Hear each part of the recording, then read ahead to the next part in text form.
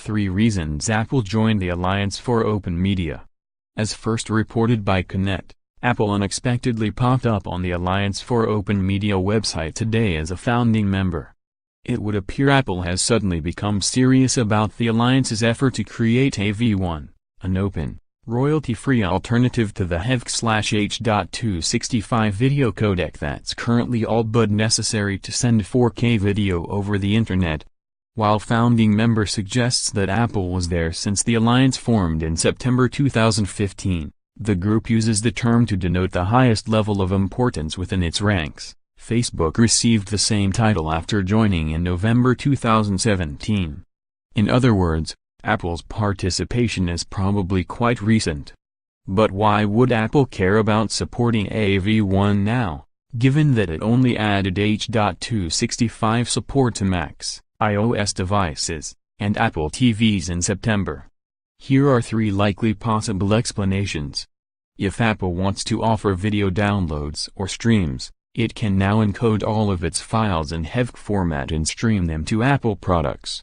What use would it have for a competing format with similar compression efficiency?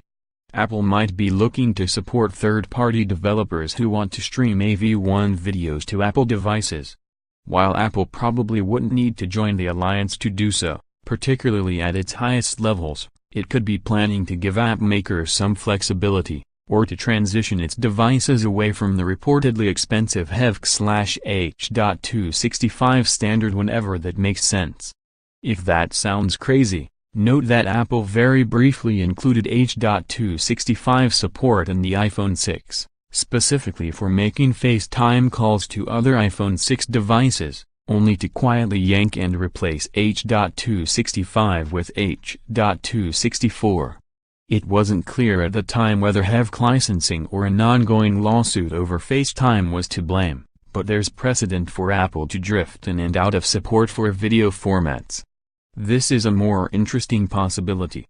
Apple can now guarantee that its HEVC video streams are playable on its own devices, but it can't guarantee that they're playable on non-Apple devices. Not every manufacturer is willing to pay HEVC licensing fees, or deal with the sort of messy licensing issues Microsoft encountered when adding HEVC to Windows 10. If Apple wanted its videos to enjoy the bandwidth-saving benefits of HEVC on non-HEVC devices, AV1 may be the only viable alternative. As a competitor to H.265, AV1 is backed by everyone from Amazon to Google and Microsoft, and includes work from Cisco's Thor project, Google's VP9 and VP10 codecs, and Mozilla's DAW.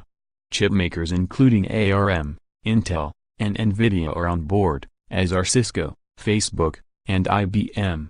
Due to that roster, it's easy to imagine broad support for AV1 streaming across pretty much every platform with capable hardware, when it hits the market. One of the types of videos Apple distributes are downloads, which are already playable by iTunes, including iTunes on Windows. The other type, streams.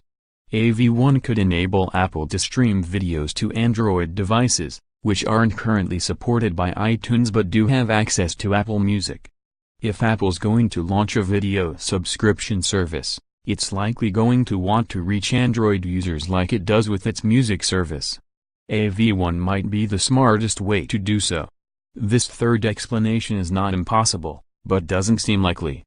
After over 2 years of development, AV1 is reportedly very close to being finished, and is expected to be feature complete this month. According to a report from StreamingMedia.com, that would place products with hardware AV1 decoding in the market by mid to late 2019. Encoding of AV1 is apparently brutally processor-intensive even compared with HEVC and VP9, as well. If Apple is truly only becoming involved with AV1 at this very late stage, it most likely isn't doing so to steer AV1 development, though some technical contributions are possible. It may be looking ahead to helping an eventual AV2, which could be needed sooner rather than later to enable 8K video, 60Hz 4K video, and other bandwidth-demanding solutions that are now in the very foreseeable future. My own belief is that Apple could be getting involved with the Alliance for Open Media for all 3 reasons. An Apple-branded Netflix-style video subscription service appears to be highly likely given the company's recent content development deals, and its extended delay in adopting H.265 appeared to reflect a genuine lack of interest in paying heavy licensing fees. Getting on board now with an open video codec makes sense both for 2019 products that could use the standard, and future products that